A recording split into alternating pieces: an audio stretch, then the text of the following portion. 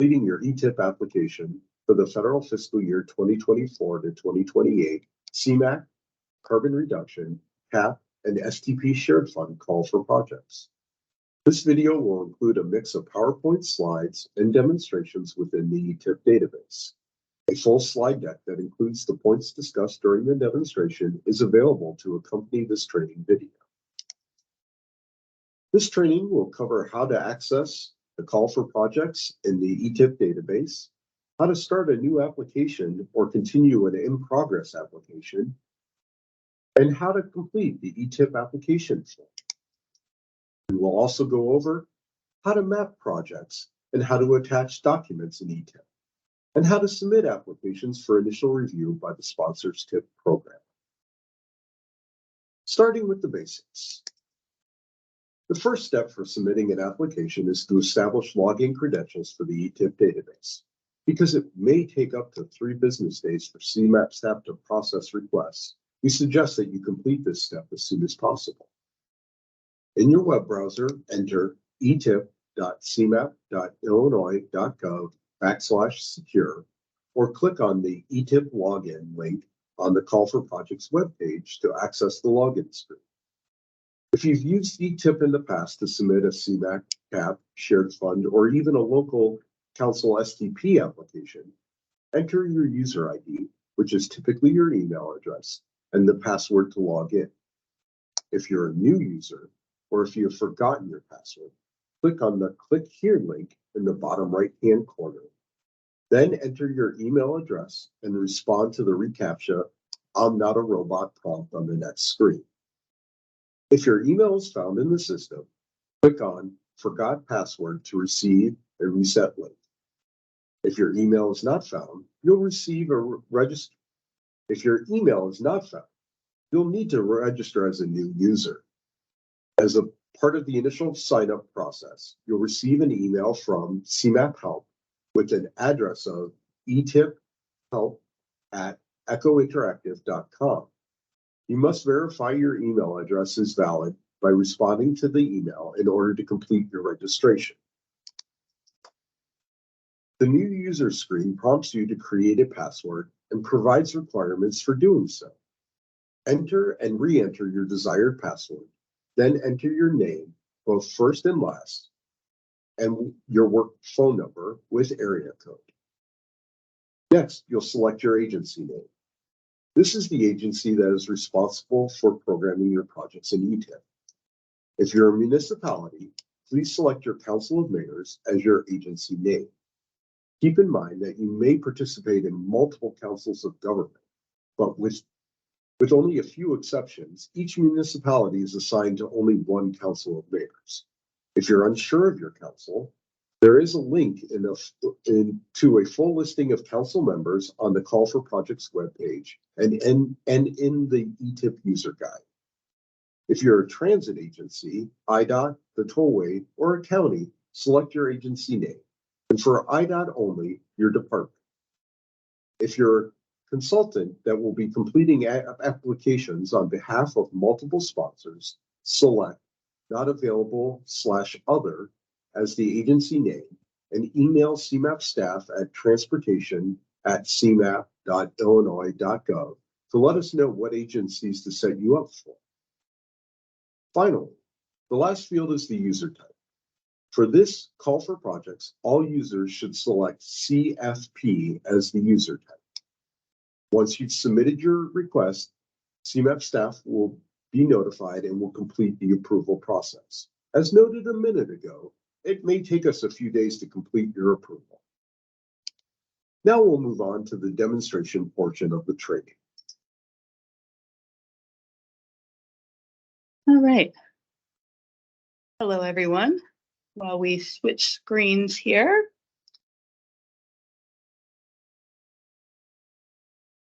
Give us 1 minute.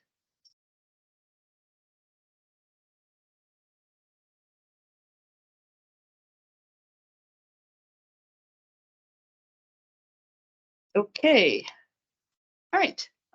Doug is going to start us off by signing in at etip.cmap.illinois.gov/secure.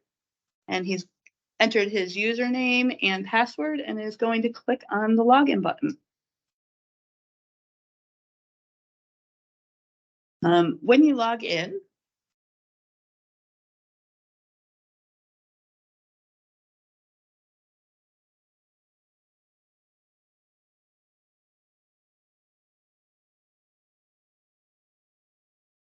all right, as we're all prone to do, we've typed the wrong password here. So there we go. All right. When you log in, you're going to see on your screen a list of projects that are in progress for your lead agency. The first time you log in, the gray box there at the top where those 2 projects are listed will actually say no records. You may see projects in this list that you didn't create. That is normal. All project applications that are associated with your lead agency, which is your council of mayors if you're a municipality, will be listed. If you're a consultant that is working on applications for multiple sponsors in multiple agencies, you'll see all the applications for all of those agencies. Regardless, to start a new application, click on the CSP Tools menu in the top left corner of your screen and select Create or Amend CFP Projects. Then click on Create New Project. Then select the 24 to 28 CFP and give it just a few seconds. And that will open up a new project form. We'll come back to demonstrate filling out the form shortly. But before we do, let's go back to our homepage and learn how to navigate the existing projects. So you can always return to the home screen in eTIP by clicking on the CMAP logo in the top left corner of your screen. Keep in mind, though, that if you were in an application and made changes without clicking the Save button, navigating back to the home screen will cause you to lose your changes. Once at least one project has been saved for your council or agency, your home screen will display a list of project applications that are in progress, as well as their status. A blank status, like is shown on the second project here, means that the project has been saved, but still needs to be edited some more before submitting. A status of Save as Final, shown on the top line, means that you finalized your application and requested review by your planning liaison or agency eTIP programmer. Projects saved as final cannot be edited by applicants.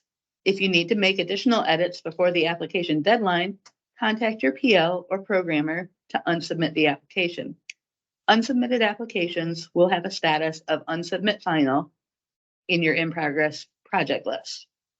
At the top of your list, you'll also see counts, which are hyperlinks in the blue bar.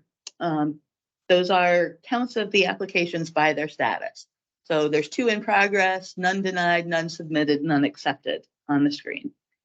In denied means that CMAP staff has received the application, but has denied accepting it for some reason.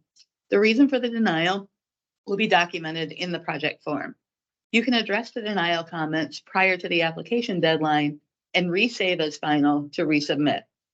Note that if applications are saved as final after March 10th, you will not have an opportunity to address any denial comments, so you're strongly encouraged to submit your applications early. Submitted applications are those that you saved as final that were reviewed by your planning liaison or TIP programmer and submitted to CMAP. Only applications with a status of submitted before the close of business on March 10th will be evaluated and ranked by CMAP. If you log into eTIP on March 10th and see any other status for any of your projects, you should contact your PL or TIP programmer right away to get your project submitted. Accepted applications are those that have been submitted by your PL or agency programmer and have been accepted for review by CMAP. Acceptance does not imply that your project will be funded. It simply indicates that your application was received by CMAP, and on initial review, the eTIP portion of the submittal appears to be complete. All right. We are going to start now entering an application in eTIP. So let's bring up a new application again by going to CFP Tools, Create Amend CFP Projects, and Create New Project.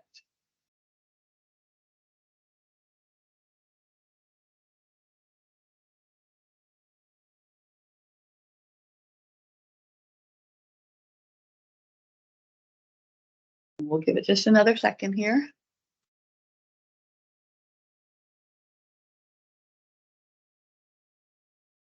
There we go. All right. Before we start entering data, just want to point out that the eTIP application form has several distinct sections, which we'll go over individually. Detailed instructions for completing the form are included in the eTIP user guide that's posted on the Call for Projects webpage. So we won't go into detail for every field, but instead we're going to focus on do's and don'ts for the most important fields in each section. So starting at the top is the basic project information like project title and description. There are also questions about the status of pre-construction phases and questions about the scope of the projects and the agencies involved. Project title is a text field, and while it seems pretty and basic, it is important that you use a public-friendly title that includes the facility name and limits that will be used on your IDOT paperwork or in FTA grants. You'll also want to avoid using a branded name unless you place that in parentheses after the title. It also may help to think of the project title together with the next field.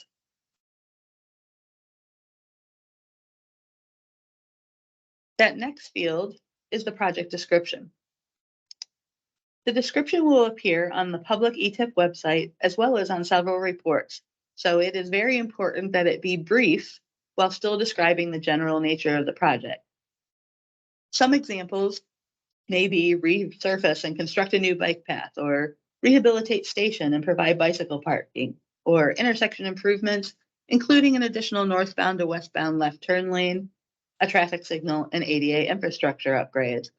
Or is being typed in now, corridor improvement project with safety.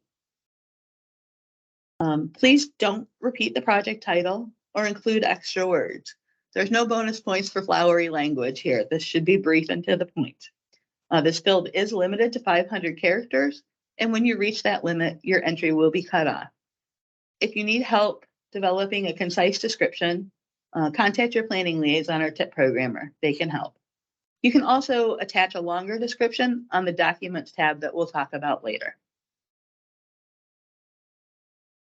The next few fields are basic questions about the status of various phases of the project and don't need a lot of explanation. Select from the drop-down options and toggle buttons that are presented. The eTIP user guide provides guidance for selecting the right project type for your application.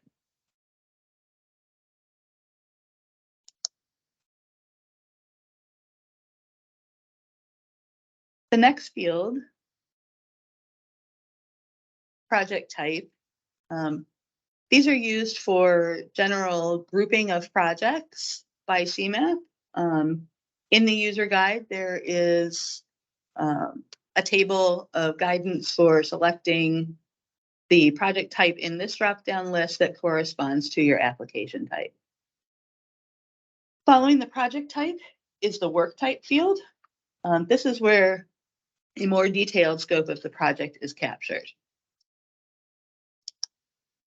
The work type list is a very extensive list of common scope elements, such as safety shoulder improvements, bridge deck overlay, highway add lanes, rail stations modernized. These work types also determine if a project must undergo conformity analysis to demonstrate that the region can meet air quality standards if all TIP projects are implemented. A link to the full list of work types and the conformity exempt status is provided within the eTIP user guide. It is recommended that you review this full list before starting your eTIP application. When selecting work types, it is critical that you do select every applicable work type that is a part of the project scope, and that you review the full list and be aware of the exempt status. Projects that have exempt tested or not exempt work types as part of the scope will need to provide additional information to be input into the region's travel demand model. Well, I just said select every work type. Be aware that not all work types are appropriate for all project types. For example, in the work type list, you'll see parking, expand number of spaces, listed as a transit work type. This work type should only be used for transit projects where the number of commuter parking spaces is being expanded. It should not be used for typical on-street parking. Likewise, for ADA-related work, there is a difference between ADA facilities, which is a transit work type, and 88 infrastructure, which is a highway work type. If you have questions about work types, your planning liaisons and agency programmers are experts. Finally, while it may be tempting to try to avoid conformity, don't avoid selecting not exempt work types if your project includes them. These are primarily capacity adding work types, and in this call for projects will likely only be appropriate if your project is applying for the STP Shared Fund roadway expansion project category. Some common errors we see with work type selection include selecting work types that aren't appropriate for the type of project you're proposing. When selecting work types, you'll notice that they all start with a code like H-AL or M-new. While these codes may seem a bit like gibberish, the first letter of the code is a clue to the appropriate project type. Work types that start with the letter E are related to bicycle or pedestrian work. Work types that start with B are bridges. While H work types are the basic road or highway types, there are A work types that are highway safety elements, I work types for intersection work, and S work types for traffic signal work. For transit projects, there are a lot of different work types shown that denote buses, rail cars, or facilities, stations, transit operations, and more. Many of the work types sound familiar, but are actually very different, and the differences are generally related to the exempt status. For example, widen lanes and resurface is different than reconstruct with a change in use or width of lane. Selecting the right work type is important both for conformity determinations and for how your project will score in this call for projects. Additional guidance that includes visual representations for these similar roadway types is linked in the user guide and can be found on our TIP Programmer Resources webpage. Okay, the field where you'll indicate the fund source or sources that you're applying for is the Major Implementation Group field. Do be sure to select CMAQ, STP Shared, and/or TAP Local to indicate what you're applying for in this call for projects. And very simply, don't select any other values in this field. If you believe your project will be eligible for carbon reduction funds, you should check the CMAQ box. Next is the lead agency field. This is one of the key fields for assigning the TIP ID, and selecting the correct lead agency ensures that the proper person will review your application and release and submit it to CMAP. Excuse me. In most cases, the lead agency selected will be the same as the lead agency you selected when requesting your eTIP login credentials, and it will be auto-populated unless you are a consultant with access to multiple lead agencies. For locally sponsored projects, your lead agency is your council. For service boards, IDOT, and others, the lead agency is the same as the implementing agency. Municipalities that are near council borders, please remember to select the Council of Mayors, not the COG, through which you access STP funds. If you're unsure, the application booklet and eTIP user guide both contain links to a list of municipalities by council, as well as contact information for the council planning liaisons. An accurate selection here is critical. The agency selected here is the agency that will be notified when you save your application as final. The TIP ID of the project is also determined by this selection, so please be sure that you're selecting the correct agency. The submittal and acceptance of your application may be delayed if the wrong agency is selected. If you realize after saving your application that you have selected the wrong agency, you will need to start your application over. The next two fields, which are county and municipality, refer to the project's physical location, not the project sponsor or implementer. For IDOT, Tollway, or Cook County-led projects, the selections made in these fields will also affect the TIP ID assigned to your project. The county field is a drop-down list and multiple selections can be made. When making your selection, select all counties in which the project is physically located. Only select region-wide if the project is not location-specific, such as purchasing new buses. While this next field is labeled municipality, it also contains townships, forest preserve districts, and even some park districts that have sponsored projects in the past. Just like the county field, select all municipalities, townships, etc., that the project is physically located in. If you can't find the appropriate choice, such as a park district or township, please contact your planning liaison or CMAP staff for help specific to your project. Again, don't select region-wide or county-wide unless the project is truly not location-specific. CMAQ direct emissions reduction and CMAQ projects in the other category are really the only two project types eligible in this call for projects that would not be location-specific.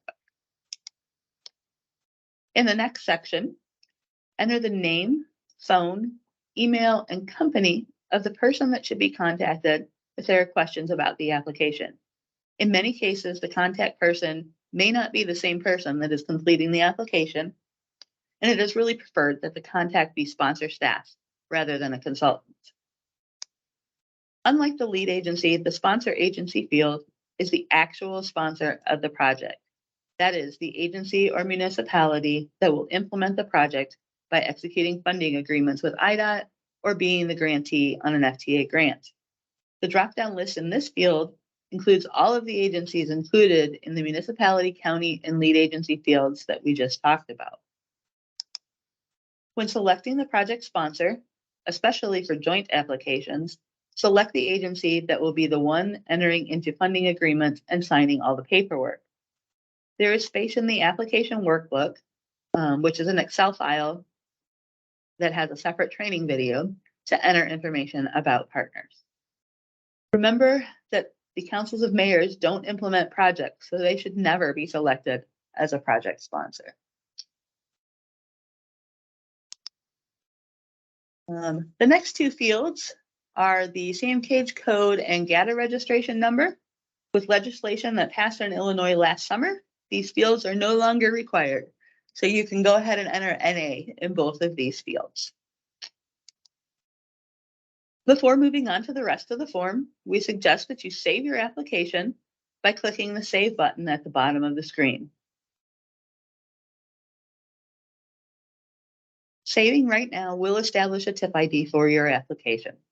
Since at this point, there are other required fields that aren't complete, you'll receive some error notifications when you saved, but don't worry, the next time you save, if you've addressed this missing information, these errors will be removed. Before we move on to the next section, I want to point out that because we saved the project, it has been assigned a TIP ID.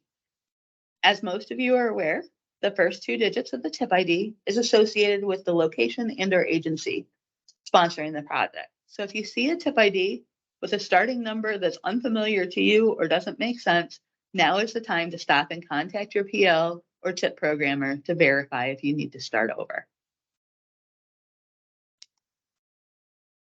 All right, moving on to the location information section of the form.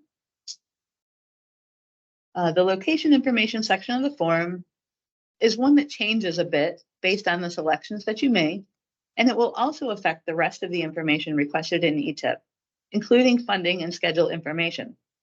For example, if your system is local streets, and if you select trail/path segment as the location type, you're prompted for the name and limits of the trail. If you select bridge as the location type, you're prompted for the structure number or bridge number. For transit systems, there is less variation.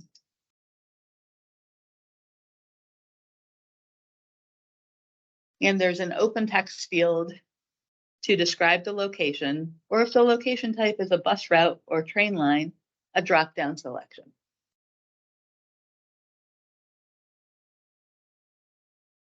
The eTIP user guide provides lists of all choices and explains them in more detail.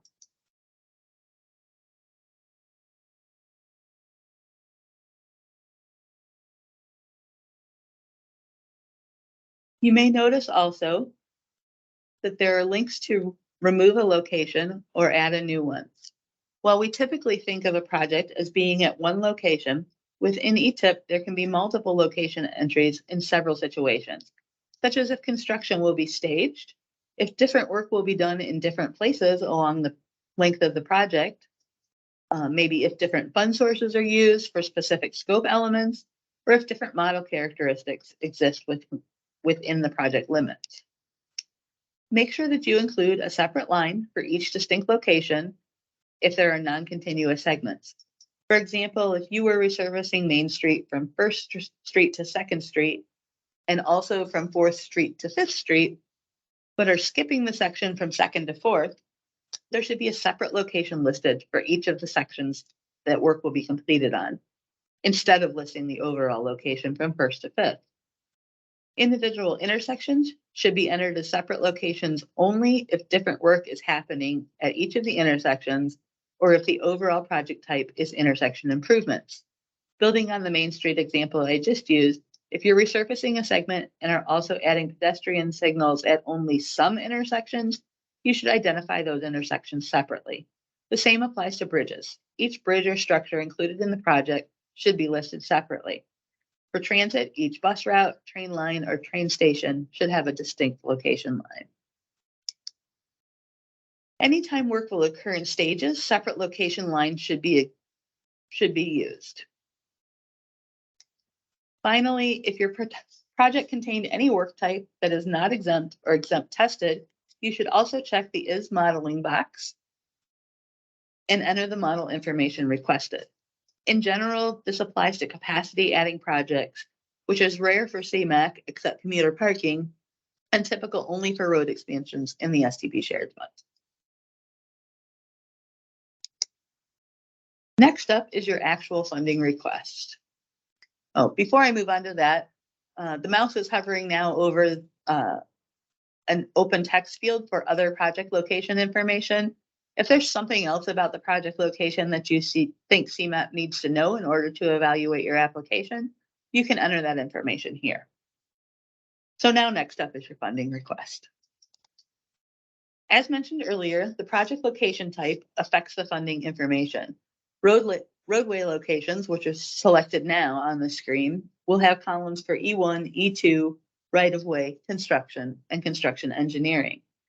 If we switch this to a transit project type in the system, we'll see that the funding columns will be, or the phase columns will be for engineering, implementation, and construction only.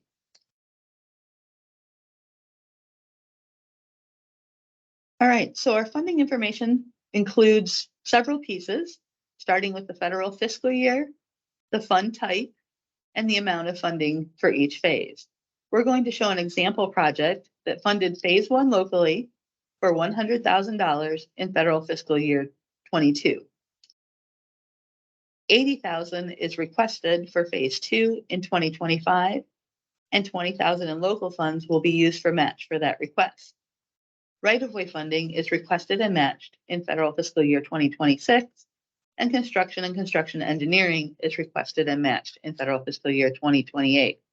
Some local overmatch will also be added. When selecting the funding year, it should be for the start of the phase. In general, funding for multiple phases should not be requested within the same year, though there are some exceptions. Use requested federal as the fund source for the funds that you're requesting in this call for projects. Don't select CMAQ, TAP-L, or Shared Fund. Remember that you indicated that in the major implementation group field in the project information earlier on the form. So while we fill out this form, let's talk through it one line at a time. We've already entered $100,000 in local funds in federal fiscal year 2022 for phase 1 engineering. We're going to request $80,000 for phase 2 in federal fiscal year 2025. And that's going to require a 20% match or $20,000 in local funds in that same federal fiscal year, 2025. We're going to request right-of-way funding.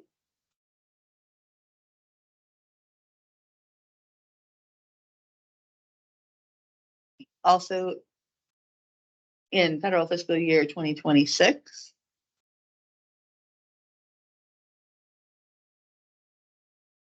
I'm also going to try really hard not to laugh at my demonstrator here. There we go. 2026 requested federal, another $80,000 for right-of-way. And that again needs to be matched in the same federal fiscal year, 2026, with local funding. And at 80/20, that's 20,000. Our final request is for construction and construction engineering in federal fiscal year 2028.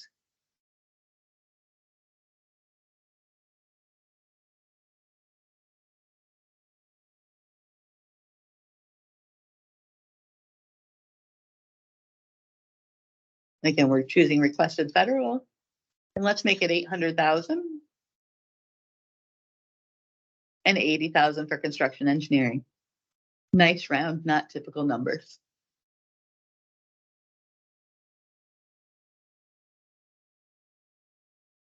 And the local match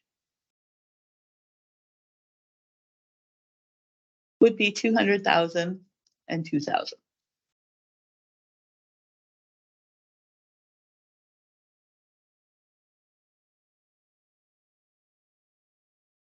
And we're getting a good demonstration here of how easy it is to change an entry. Also on this project is some non-participating activity. So we're going to pay for that locally, also in 2028.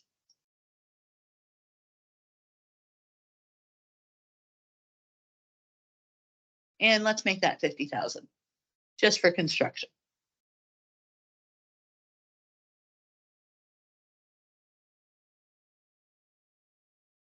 All right, so just some general reminders. When completing the funding table, you need to include all phases of the project, including those completed in the past.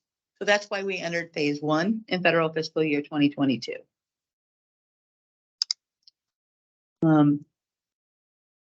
In this application, the applicant is requesting 800,000 for construction, which requires 200,000 to meet the 20% minimum match requirement. You can see that 200,000 is shown on its own line. And the applicant is also providing that additional 50,000 in local funds, which is overmatch in order to get more financial commitment points on an STP Shared Fund application, or could be something non-participating. If your project is eligible to use toll credits or TDCs or TDCHs for highways or transit in lieu of local match, and you would like to request consideration for those credits, you'll want to select TransCredit Highways or TransCredit Transit as the fund source. The application booklet has a lot of details about this, but we could go through one line real quick here. In this example, if the sponsor is eligible to use credits, the requested federal amount must be the total cost of the phase. So if phase 2 was, as shown on the screen, has a total cost of 100,000, and we want to use toll credits as match instead of local funds, we're going to need to increase the phase 2 amount of requested federal to 100,000 and change the local fund source from local funds to Trans Development Credit Highways. Or I'm sorry, Trans Credit Local/State Highway. Getting my jargon mixed up.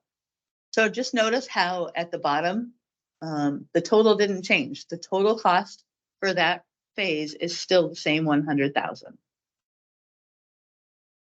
The last step for entering proposed funding for a project is to confirm with a checkbox at the bottom that the total project cost is equal to the grand total shown here in the table. If it is not, then the box should not be checked and the actual total cost should be entered instead. One last note is that sometimes it makes sense to split up funding into different sections. For example, if it's different fund sources being used, excuse me, or requested for specific scope elements, or if a project will be staged or phased. This approach is pretty rare, so it's not included in this video, but is explained in the eTIP user guide.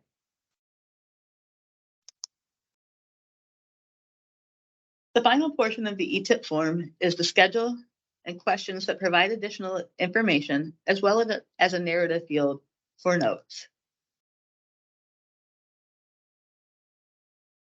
Following the funding table, which indicates the fiscal year phases will be completed in, The schedule information section captures more details about the project's current status and the timing of each phase. The phases shown here will match your funding table. The current implementation status is used to indicate what milestone was the last one to have been accomplished. Be sure that you don't select here a milestone that you have not accomplished yet. For the open to traffic year, enter the calendar year when construction will be complete and the project will be used by the public with no orange barrels, no cones, or message boards in place. If your project is not exempt and required model information, the open to traffic year is the same as the completion year. Open to traffic is often the year after construction starts, not the same year. Select a month or calendar quarter for each phase of the project to indicate when you're targeting authorization of funds, which happens at the start of each phase. If a phase occurred in the past, you can leave that phase blank. So in our example here, where engineering 1 started in 2022, that can be left blank. And a month and quarter and year should be selected for engineering 2, right-of-way, construction, and construction engineering.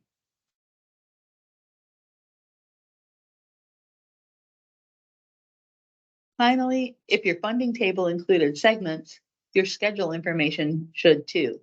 Otherwise, select entire project as the segment.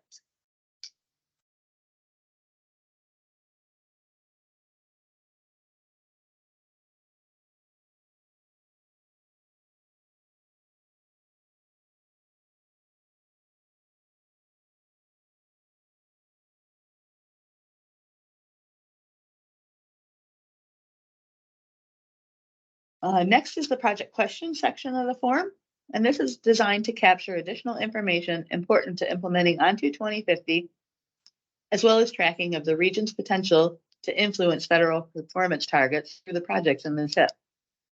Be sure to review all of the questions, and if you check none of them, at the bottom is a checkbox that says none of the questions above apply to this project. There is detailed guidance in the user guide for determining if a project may influence a performance target that should be reviewed before making these selections. Remember, there are no points for these questions and no projects that will ever influence all performance targets. So don't select every one. In our example project, highway safety, travel reliability, and non-SOV travel are the performance targets that make sense for the scope of our project. Last but not least is the narrative field. Within this narrative field, you can clarify responses to other questions on the form, such as listing project partners that are not the lead sponsor. Do not repeat any information that you've provided elsewhere in eTIP or within any attachments to the project. So now that we've finally entered all of our project information, we're going to go ahead and click the Save button. Remember, don't click Save as Final, because if you do, you'll no longer be able to make additional changes. And you have 2 more parts to do, which is mapping your project and adding attachments.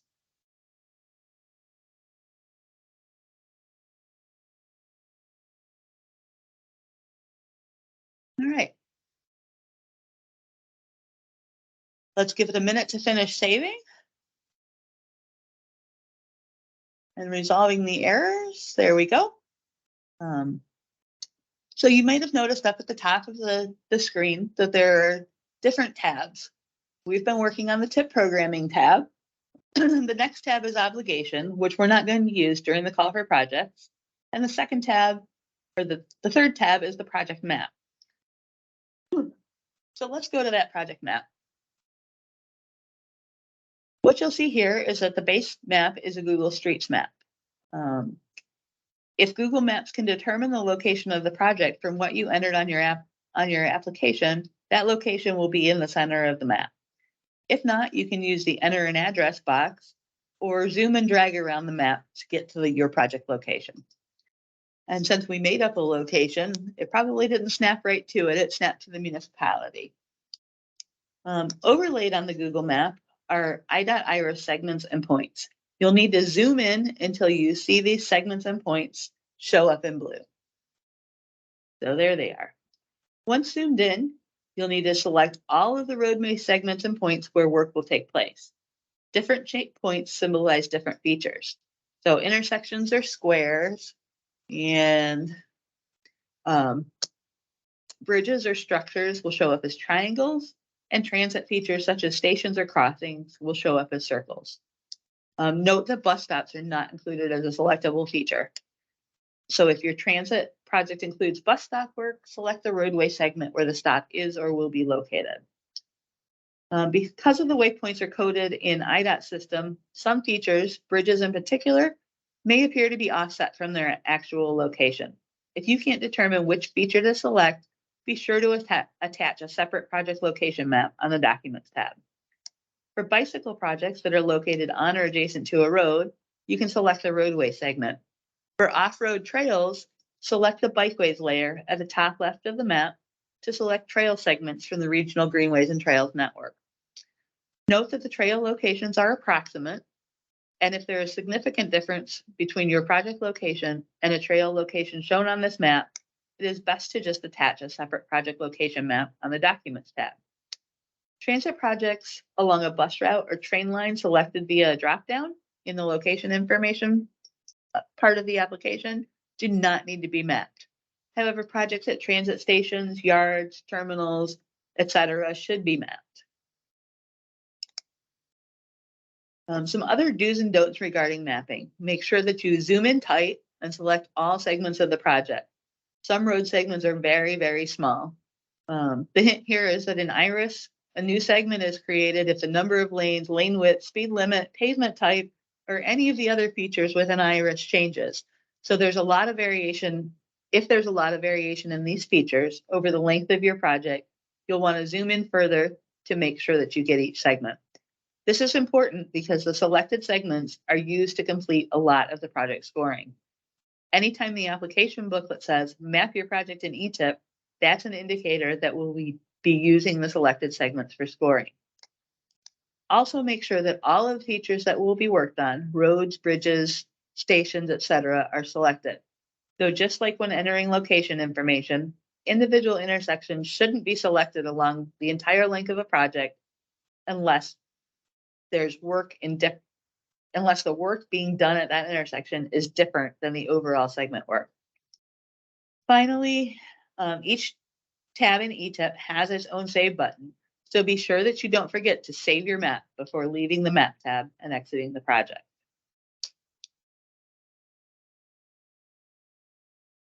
So the next tab that you may use during the call for projects is the Project IDs tab. As we all know, projects get assigned a lot of tracking numbers throughout their lives. CMAP tracks projects by TIP ID, IDOT local roads tracks projects by section number, funding is tracked by state job number and federal project number, transit numbers are tracked by their FTA grant number, and many fund sources such as Safe Routes to Schools and ITEP also assign their own IDs. This tab is a place where you can enter those numbers for cross-referencing. If any of these IDs have already been assigned for any phase of your project, you should go ahead and enter them here. Use commas to separate multiple IDs in the same field.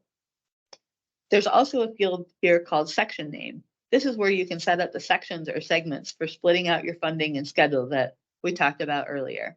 The user guide has detailed instructions for how to do this.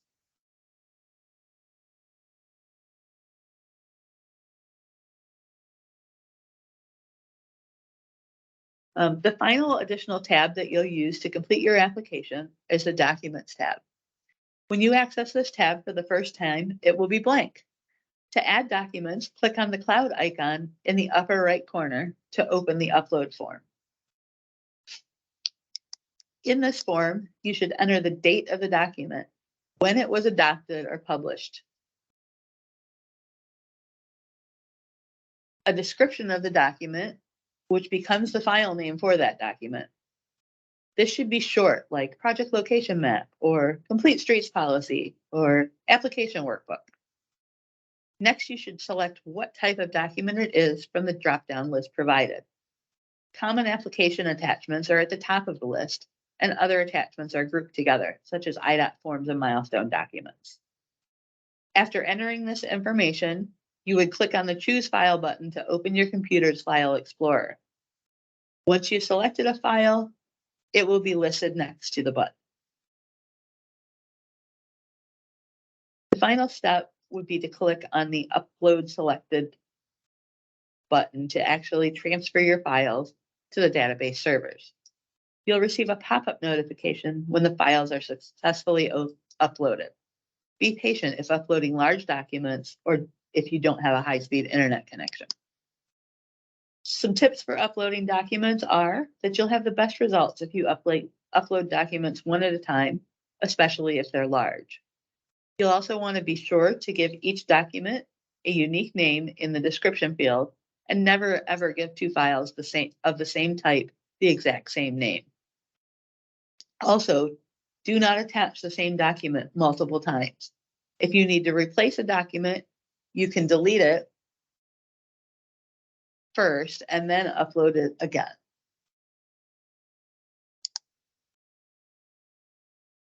Also, if you have to attach larger documents, you may need to split those into multiple files and use sequential numbering in the file names to indicate the order they go in. In general, documents that are available online should not be attached. The application workbook has places to provide hyperlinks to online documents.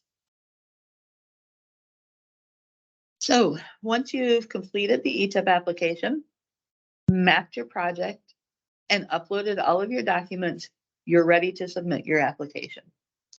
So we'll go back to the TIP programming form.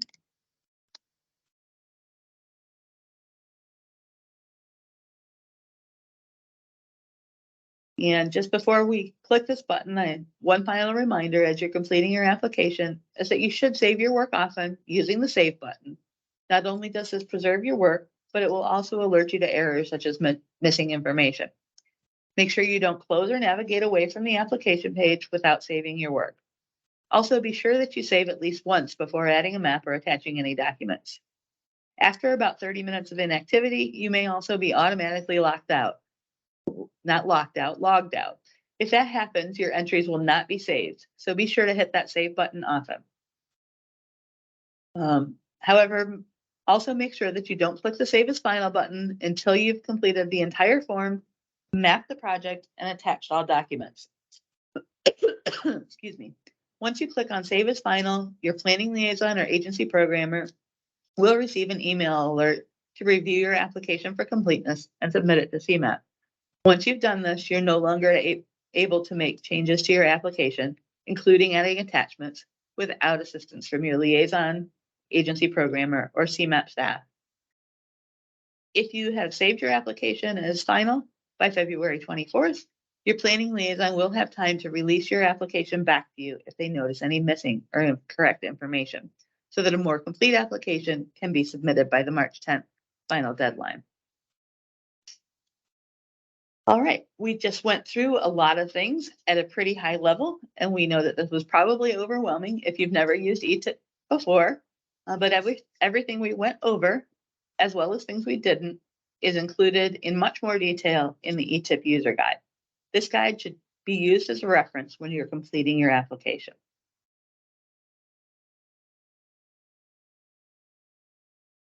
And before we sign off here, going to go ahead and share our contact information.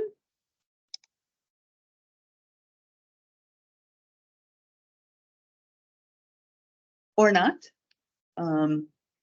So I think most of you know us, Kama Dobson, Doug Ferguson at CMAP. Our email addresses respectively are kdobbs@cmap.illinois.gov and dferguson@cmap.illinois.gov. So thank you for watching this training video today. We encourage you to get in touch with your planning liaison or TIP programmer as your first resource and CMAP staff as your second resource. So thank you.